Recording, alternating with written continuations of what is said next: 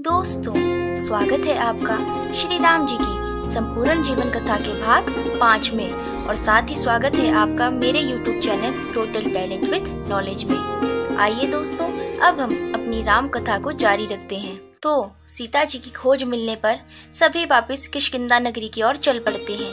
महाराज सुग्रीव के पास पहुंचकर अंगद और जाम्बवन जी महाराज सुग्रीव को प्रणाम करते हैं और माता सीता का पता लग जाने का शुभ समाचार सुनाते हैं। हनुमान जी की वीरता के बारे में सुनकर सुग्रीव जी उन्हें गले से लगा लेते हैं और कहते हैं कि तुमने मेरी लाज रख ली।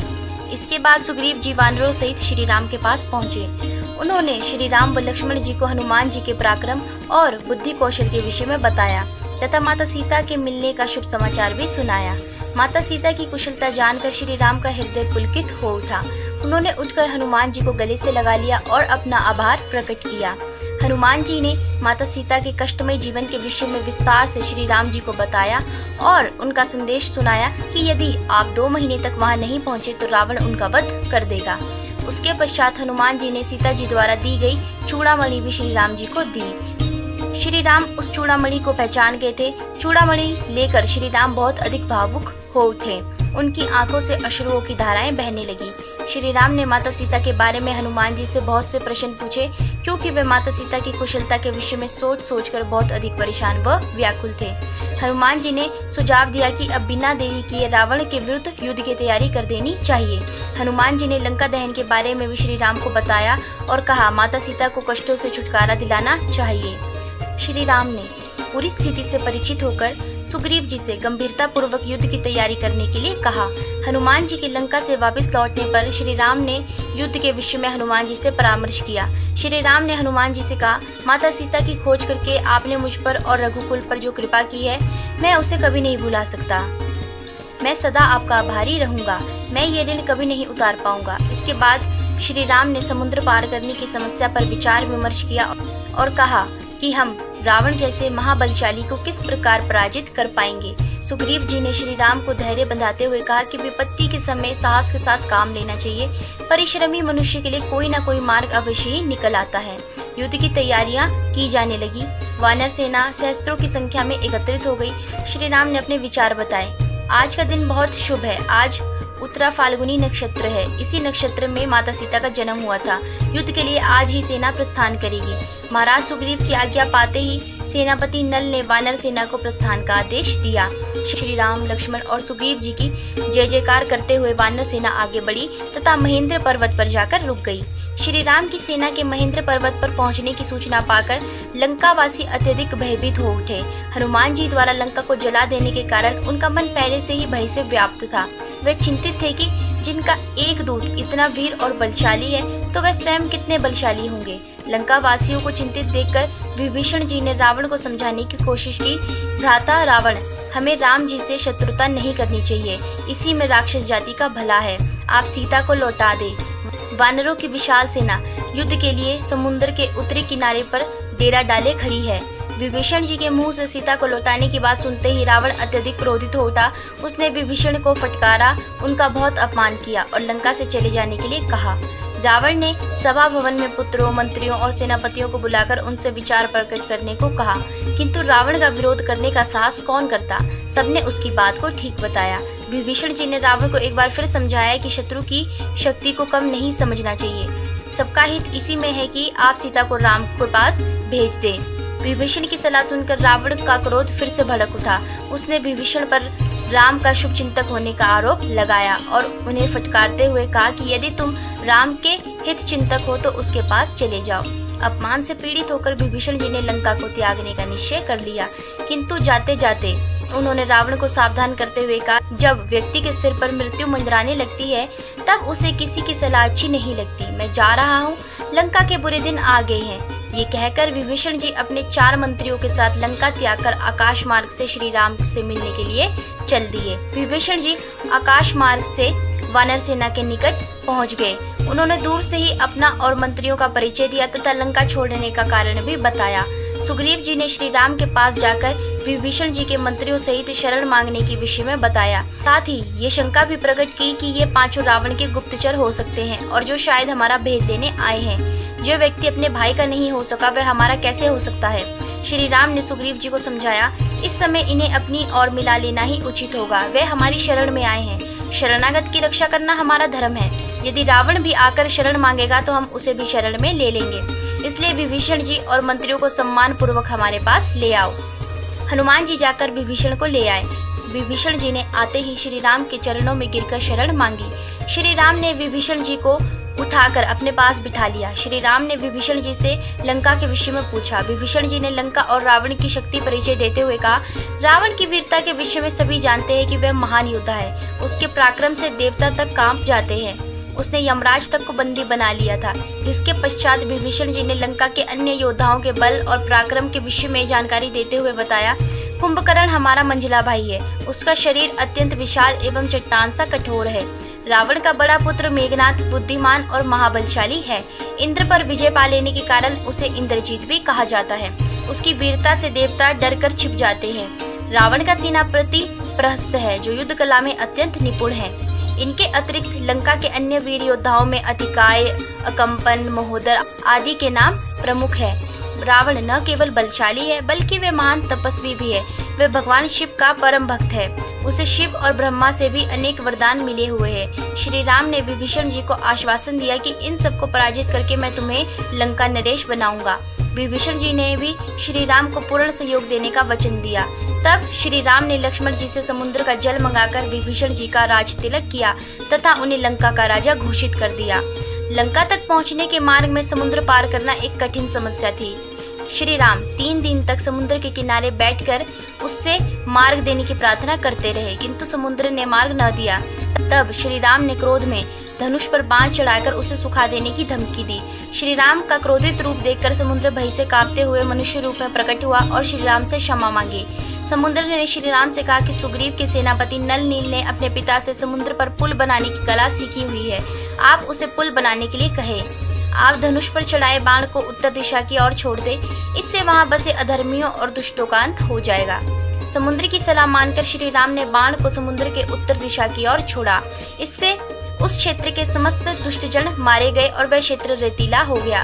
इसके बाद श्री राम ने नल नील को पुल बनाने का आदेश दिया।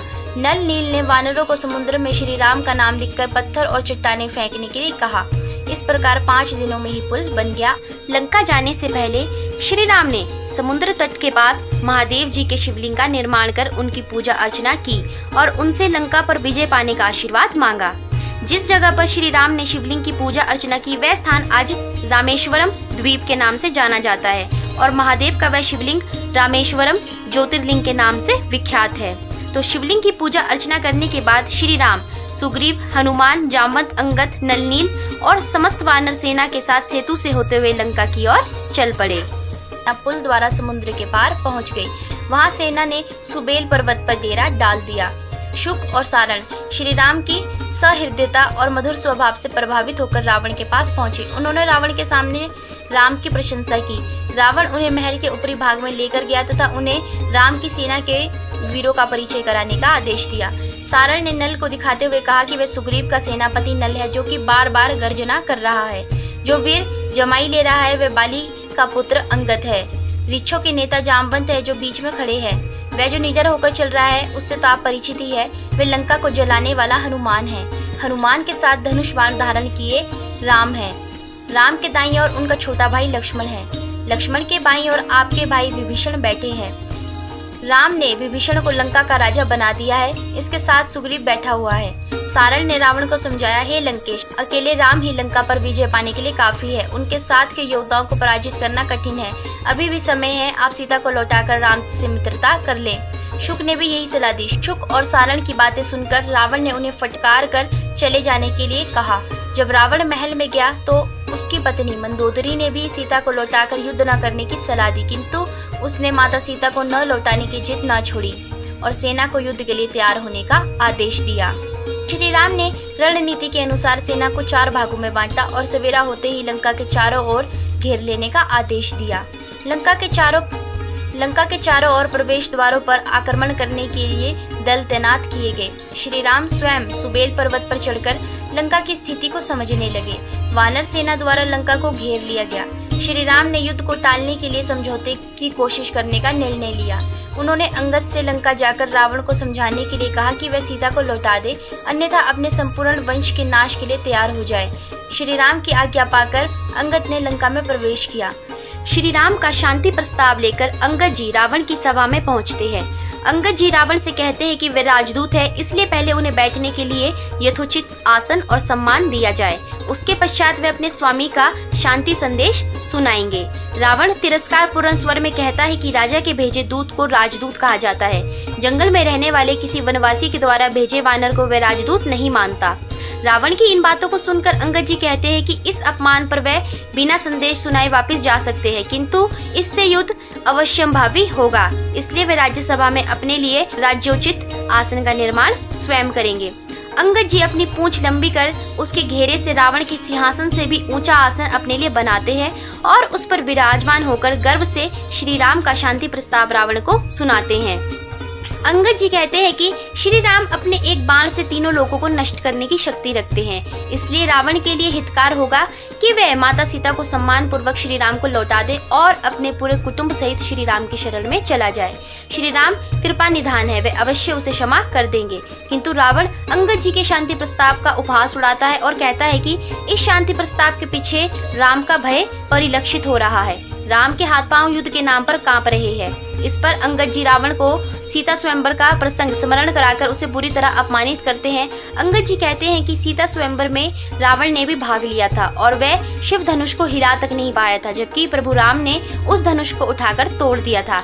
रावण इसे एक दंत कथा कहता है। इस पर अंगद जी रावण को चिढ़ाते हुए कहते हैं कि क्या ये भी एक दंत कथा है कि मेरे पिता बाली रावण नामक एक प्राणी को 6 माह अपनी पूंछ से बांधकर कई पर्वतों पर घूमते रहते थे। तब रावण भावात्मक चाल चलते हुए अंगद जी से कहता है कि बाली से उसकी मित्रता थी, उसे अपने मित्र की हत्या का दुख है। वह अंगद जी को उकसाता है कि वो धोखे से राम को मारकर अपने पिता बाली की हत्या का प्रतिशोध ले और किष्किंधा की गद्दी पर बैठ जाए। रावण अंगद जी को श्री राम की हत्या करने की उल्टी पट्टी पढ़ाता है। वाद विवाद बढ़ने पर रावण अंगद जी को भयभीत करने का प्रयास करता है। इस पर अंगद जी रावण की वीरता का उपहास उड़ाते हैं कि पूर्व काल में बच्चे भी रावण को पाताल में घुड़साल में बांध चुके हैं। सहस्त्र बाहु रावण को कीड़ा समझकर पकड़ चुका है। क्रोधित रावण अंगद जी का शीश धड़ से अलग करने की आज्ञा देता है। तब अंगद जी श्री राम का नाम लेकर अपना पैर राज्यसभा में जमाते हैं और कहते हैं कि यदि रावण को अपनी शक्ति का इतना घमंड है तो उसका कोई योद्धा उनके पैर को धरती से उठाकर दिखाए। अंगद जी कहते हैं यदि उनका पैर तनिक भी हिल गया तो प्रभु राम बिना युद्ध किए लंका से लौट जाएंगे। रावण के तमाम योद्धा एक एक करके और फिर एक साथ मिलकर अंगद जी का पैर उठाने का प्रयास करते हैं, लेकिन उसे हिला तक नहीं पाते। इंद्रदेव को हराने वाले रावण का पुत्र इंद्रजीत भी अपना बल दिखाता है, लेकिन वह भी अंगद जी का पैर धरती से नहीं उठा पाता। खिसियाए इंद्रजीत की इच्छा म्यान से अपनी तलवार बाहर निकालने की होती है, लेकिन अपमान का घूंट पीकर वह अपने आसन पर लौट आता है।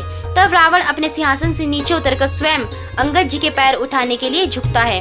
अंगद जी अपने पैर वापस खींच लेते हैं और झटका खाकर रावण का राज मुकुट धरती पर गिरता है। अंगद जी मुकुट उठाकर रावण से कहते हैं कि एक दूत का पैर पकड़ने की बजाय वे श्री राम के चरण पकड़े, इसमें ही उसका कल्याण है। अंगद जी रावण का मुकुट बाहर की ओर उछालते हैं, जो परकोटे के बाहर राम के चरणों में गिरता है। रावण अंगद जी को बंदी बनाने को कहता है, लेकिन अंगद जी उड़कर सुरक्षित बाहर निकल आते हैं। सुरक्षित बाहर आने के बाद अंगद जी सभा में हुई प्रत्येक घटना को श्री राम जी को विस्तार से बताते हैं। युद्ध की पूर्व रात्रि श्री राम भी अपनी छावनी में सुग्रीव, जामवंत, अंगद और हनुमान जी के साथ मंत्रणा करते हैं।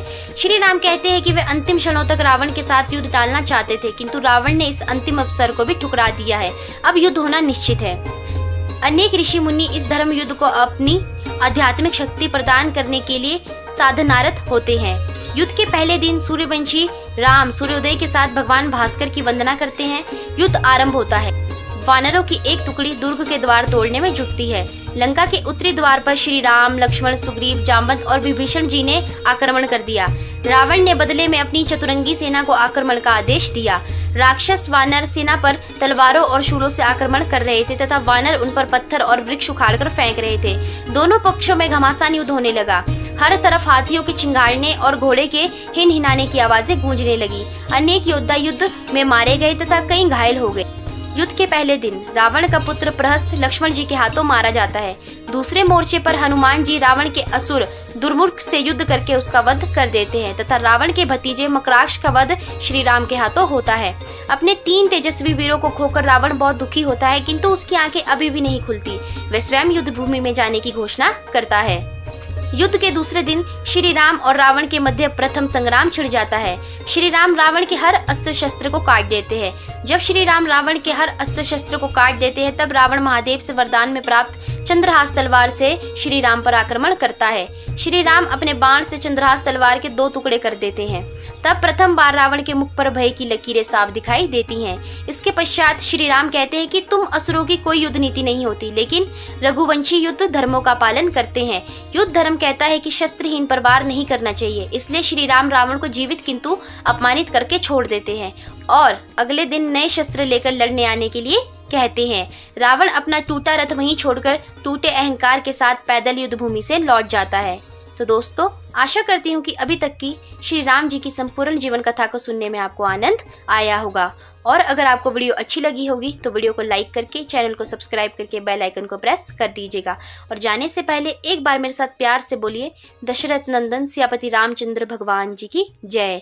जय बजरंगबली। धन्यवाद।